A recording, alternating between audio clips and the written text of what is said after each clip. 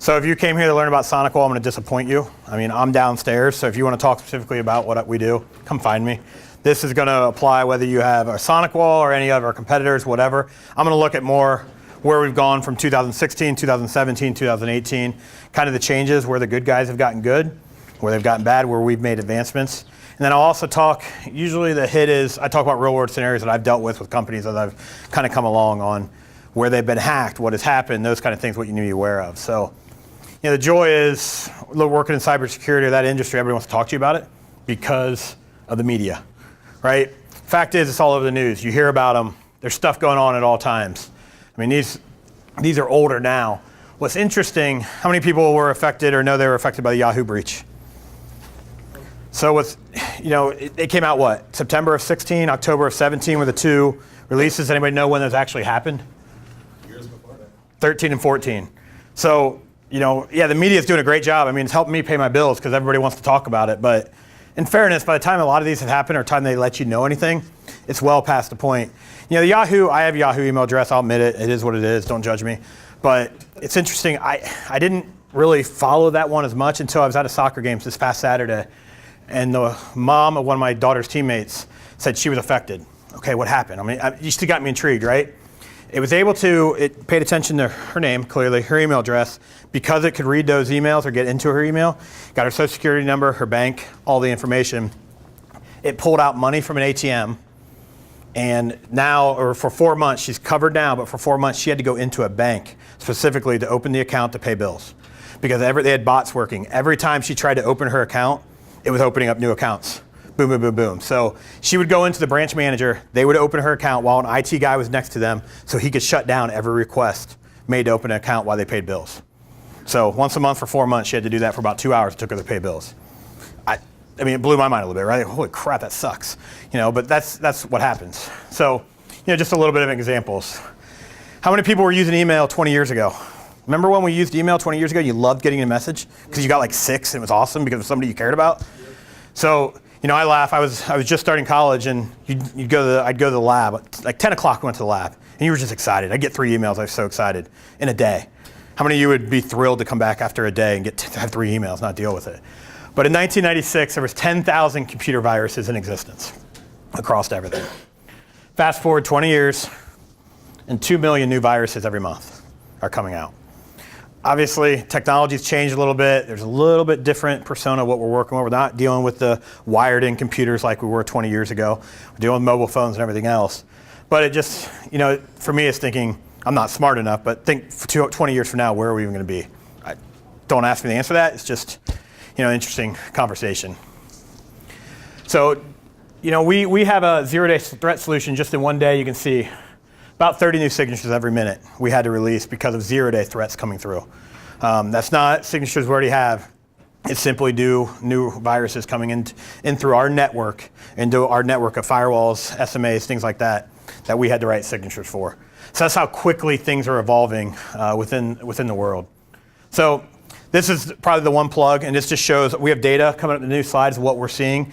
It just shows you Sonicwall, we're getting, it's not like we're just pitching, hey, this is all the US. We have over 1 million sensors, somewhere around 1.3 million different boxes, whatever you want to call them, firewalls, things along those lines, collecting all this data, and it's spread throughout 200 countries. I mean, as you can tell, it's all over the world we're getting this information from. Going back to last year, where did we get better from 2016 to 2017, or in some cases 2015 to 16? Point of sales, how many people, probably everybody has gotten hit by a skimmer or something with their credit card, right? I was just on spring break with my kids. They called me. My credit card is being used in Florida. The only thing I can think of is a gas station. That's the most popular, right? But it happens. I'm not going to name any names, but oftentimes you still hear of data leaks, something like that with restaurants. And I immediately think of, are they using chip card? Are they using a swipe yet?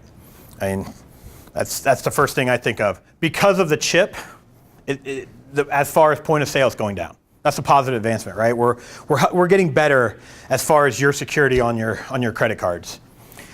SSL encryption, is everybody familiar with decryption, encryption, where we're going? We say 62%. Google started this, right? HTTPS. It's the encrypted traffic. It's a good thing. I'll explain why it's a bad thing, but right now it's a good thing. Most of your sites, you go to banking, it's all encrypted. You're comfortable with that. You know it's coming.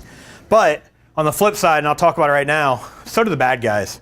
And you'll see this on our, I'll fast forward a year in our threat report, you'll see the same thing. The good thing is we're encrypting things. The bad news is the guys know that, the bad guys know that, and they're embedding their viruses, they're embedding ransomware, all those stuff into those links now as well. If you go to Wall Street Journal, anybody go to the Wall Street Journal? That's the first one I think of. You got the ad, that's fine, that's probably protected. Then you got all those malvertising ads on the side. You might be protected all the way on the site you're actually on, but if you click one of those links on the side for, an ad or whatever it might be, how do you know that's not actually infected? That might be where it came from. And that goes to the slide. Most of the big breaches, Target, for example, what'd you hear on the news? Target was breached, Target was breached. Target wasn't actually breached. It was an HVAC company that worked with Target. That's who was breached. It's just, nobody cares about, XYZ HVAC company and leads to Target, they care about Target. And that's, so that's how it's kind of embedded. So another one, the unique malware, and this is interesting because it declined a year and a half, 2 years over 1 year ago. You'll see what we talk about in our thing here in a second of how it's gone up. 2016 to 17 ransomware. I mean, we've all heard of ransomware, right? We know what it is. But 167 times it increased from, I guess that number is 2015 to 16, increased that much. I mean, we're always worried about ransomware. Anybody got hit with ransomware? My father-in-law got hit on his home computer. That's why I asked if anybody got hit at home. Luckily, he didn't have anything. It didn't matter what he had. He had everything backed up. And that leads to that. As much as I'd love to sell you, I want to sell you a firewall, make sure you have backup of some sort. Because you may put everything in place, and you may still get hit because at the end of the day, you all have users. And as long as there's users in the company, you could potentially have issues. So make sure you have a backup when you have within your environment. So I'll leave that. I was going to show a slide, but this is now the latest, and I'm going to talk about the latest before, and I'll start talking about examples as well. And I talk fast, so hopefully I don't cut short. But the great thing, ransomware has gone down year over year. Ransomware has declined. A few different reasons for that. A, it's not as lucrative as it was. People are getting a little smarter instead of paying it right away. Maybe we'll go to the FBI, we'll go to local police, we'll try to figure it out, and that ties in with the law enforcement. I mean, you didn't hear 3 years ago as much of, whether it's, I was at a presentation Tuesday with FBI, and he said, first thing to do is let us know. We have jurisdiction anywhere to track that money to see where it went and possibly get some of it back. Maybe your local authorities, they can see one or two, but there's a good chance by the time you realize you've been hit and by the time something's happened, that thing's bounced 6 times, and it's somewhere overseas that you have no idea where. So, because of law enforcement, because we're ramping up, it's helped. It's gotten better with ransomware. It's not as lucrative, I guess, or worth the risk as much as it used to be. It's not saying it isn't there. It's there a lot, but it is declining a little bit. We talk again. You'll see this a lot. And I'm guessing if I'm here next year, we'll talk about encryption and decryption. It's just going to continue to go up. And because of that, right here, the attacks are going to go up. So be aware of encrypted traffic. It's something you're going to have to deal with. We're no longer in a day and age where it's just, hey, the pipe speed, that's all good, we're good. You need to talk about what are we doing to encrypt that traffic. You need to decrypt it, you need to scan it, make sure it's good, and then re-encrypt it, push it back through the environment. So no matter who your firewall, your vendor is, make sure you're having that conversation of, am I able to do this? It's going to take some work. There's certificate needs to be put on. There's things you got to do at the end user level, but it's very important what you're doing. We talk the exploit kits. You need to do patching. I mean, a lot of the things you're seeing now is just because things are lagging behind. I mean, companies just aren't keeping up. So make sure you're doing that. Make sure you're taking care of that because they're going back. We're seeing a lot of, everybody thinks it's evolving, right? What are they doing moving forward? And we're seeing a lot of them go back and say, you know what, there's this thing 5 years ago that worked. I'm going to go back and try that again. And it'll work. And we're seeing a lot of those things come about where, was it Bad Rabbit? Bad Rabbit, one of the two, most security vendors had a block for 9 months to a year. But the fact is, if you didn't have one of those, or if you hadn't patched your computer, one of the two, you can't protect yourself from if you don't do at least the simple things. So I'm going to talk, we talk about unique and malware cocktails play in. That's one of the biggest areas we're seeing is that change, right? It used to be ransomware as a service. Things were constantly, you could rent it. They were constantly changing. What we're seeing now is everything was signature based, leading up to the last, year, 2, whatever it might be. So what I compare it to is, it dawned on me a few months ago. My brother got married in September, and we're talking, whatever. I'm like, oh, how was your honeymoon? It's great, all that fun stuff. Did you get out? What'd you do? He's like, I had a cocktail about 9 o'clock every morning. Don't do it. It's Honeyman, right? He's allowed to do that. What'd you drink? He's like, oh, it was orange juice, vodka, and then a splash of something. I don't know what it was. I'm like, oh, so you had a screwdriver with topped it off with something. Sure. Basically, he took a drink that we all know and added something, and it completely changed the drink. And that's what these guys are doing. They're going back, and they're looking at old code, old viruses, whatever it might be, that there's a signature out there for, but they're making a small tweak. And when they make that small tweak, it's a completely brand new virus, just by that small world, that small tweak. That's what's going on because they don't have as much effort, and they can do it quickly. So be aware of that. Make sure your firewall will go back, but also can do zero-day threats. I know that's one of the solutions up here.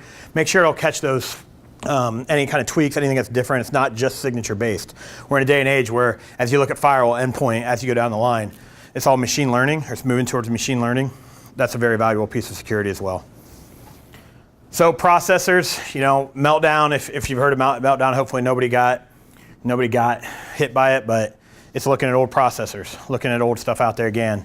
Make sure you're up to date. I mean, I know it, I get it, I'm at heart, I'm a sales guy, and budgets come into play and I get all that, but please take care of these things because it's a lot easier to take care of it beforehand than after.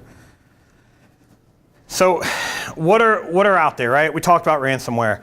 I'll tell you a story. A company, I grew up in Western Ohio. They were looking at us. They were looking at firewall. They were looking at a solution for backup as well with one of my vendors out there. They were dragging their feet. I know the controller of the company very well. I kept calling him like, you need to get this in place. You need to get this in place. Drag her feet. He called me and said, hey, I need to get that in place. Well, yeah, we've been talking about this for 3 months. They'd gotten hit with ransomware, $50,000. The solution we were pitching was about $35,000, and that included backup and everything else. Well, we went back, they paid it. I mean, their systems were down for 4 days leading into the weekend, which they had a big weekend of some kind of turnover. After that point, it was just, you step back when those happen and just let them take care of business, right? They paid it, $50,000 out of pocket. They paid us, they paid the vendor. They actually upgraded 3 steps of what they were doing because they wanted max level protection. They were out $110,000 by the time it was all said and done. It was interesting. We went back in and as a goodwill, we said, hey, what hit you? Let's determine if this was something that was going to hit you regardless. Was this a user doing something? And it was an old virus that any firewall out there is going to block. If you had IPS, boom, it had been blocked at the gateway, no problem at all. They dragged their feet, they didn't have anything. So if you don't have anything in place, please get something in place. I'll talk about Zeroday in a second because it goes with a few of these. Malvertising I spoke of, embedded links on websites, whatever it might be. Be aware of those, what's going on out there. Encrypted malware we discussed. DDoS, I know Dan from Ingram is doing a presentation. He'll explain DDoS much better than I can. I think that's coming up next somewhere else. Phishing emails, anybody doing phishing tests within their company? That's awesome. So I got 2 phishing stories. One, I was talking to, I'll go back. First one was with my boss's customer. So not my customer, I'll be the first to admit, but it was a big company based south here. I'm in the southeast region. Don't ask me why. I think my boss likes coming up to Ohio and Michigan during the summer. He doesn't visit me much during the winter. He's based down south. But a customer called at 1 a.m. one morning and said, hey, David, our CFO just wired $150,000 to a bank account. My boss said, crap, they have a stack of our product. He said, don't worry, I just wanted to make you aware, it was in Europe, so they were getting ahead of it. The CFO had gone to a junk email box. We had flagged it, but yet the CFO went in, unjunked it, and wired money from an email from a CEO saying wire money. The first thing to ask is, has the CEO ever done that before?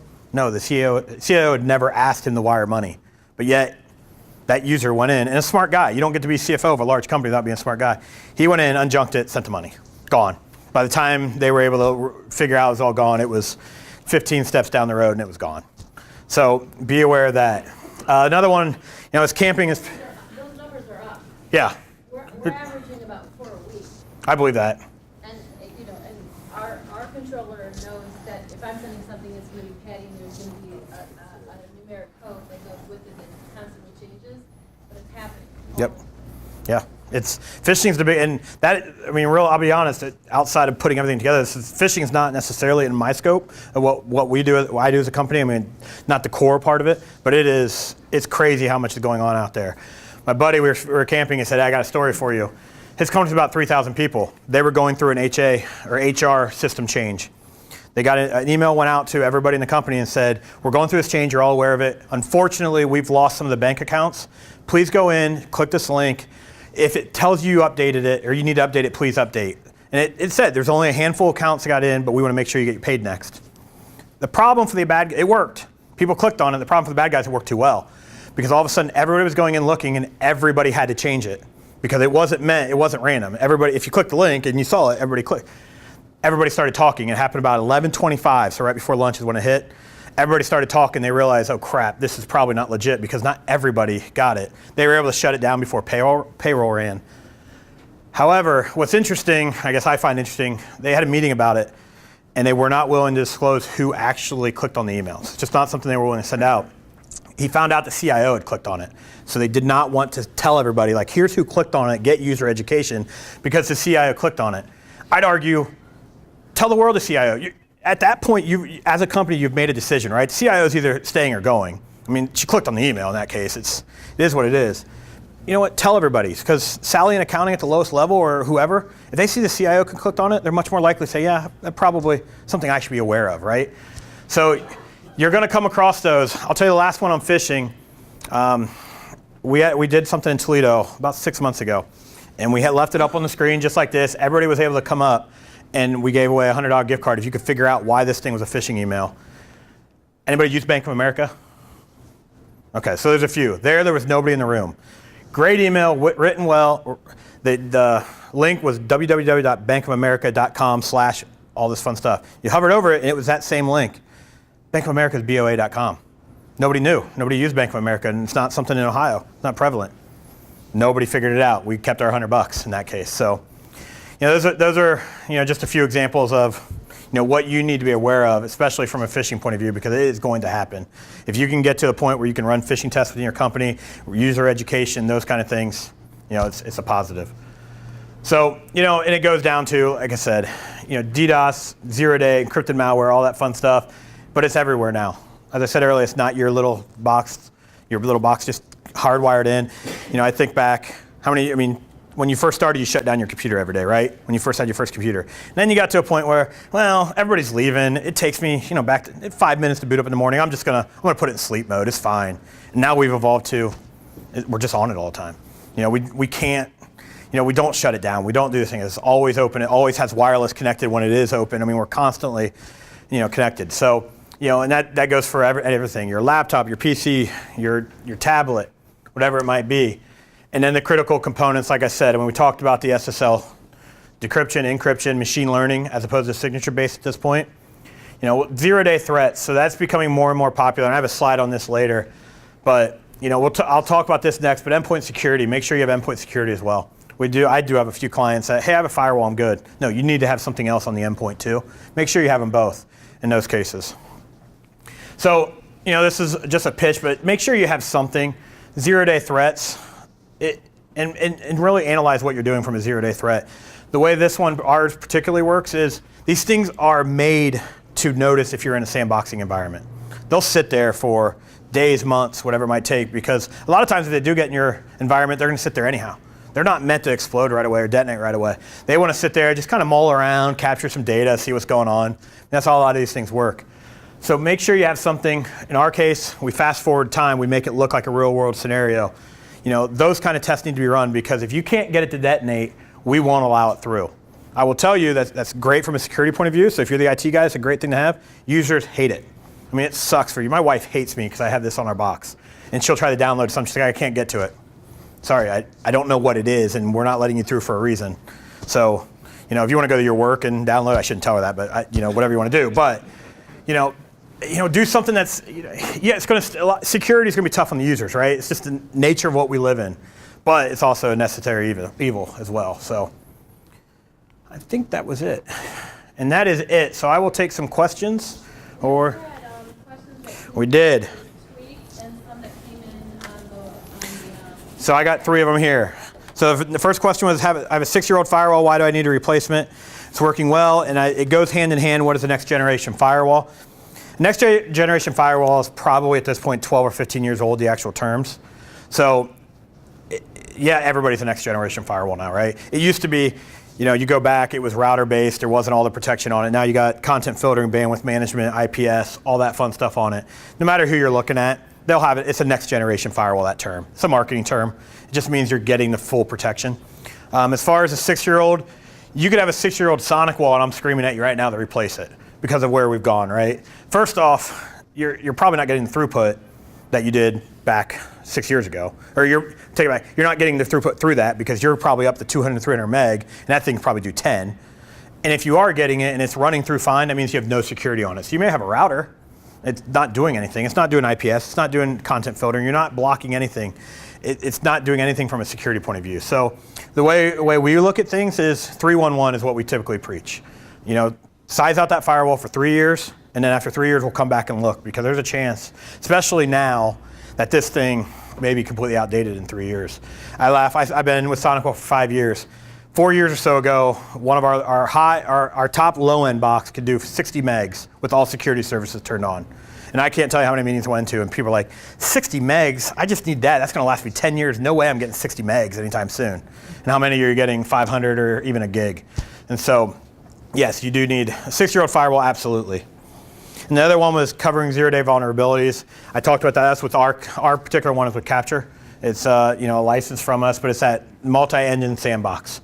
So, recognizing that it's a 0-day coming through, we don't have a signature for it, and then pushing it through all the parameters to make sure that, hey, we're make sure this is a clean file before we go and push it to the end users. So. You're over the last couple of years, what do you see as far as increasing? We're seeing the actual types of the actual amount of ransomware attacks are going down, but the unique variants of within them are going up. So hospitals are probably the most vulnerable at this point. We still see, and you'll read about those all the time. Hospitals, cities, city of Atlanta, just got hit with an attack. I mean, those are the bigger ones, but that doesn't preclude our small companies. I mean, I think the one thing we think is small companies are also utilizing firewalls more. I mean, they're getting a firewall in-house. They're understanding the importance of, hey, I got to spend the $1,500, whatever it is, and get something. And that's helping them. But yeah, the number of attacks are going down, but it means people might be getting better, but it's not as lucrative. I don't know if you were at the very beginning. It's not as lucrative as what it was a few years ago, but still hospitals are getting hit all the time. Cities are getting hit.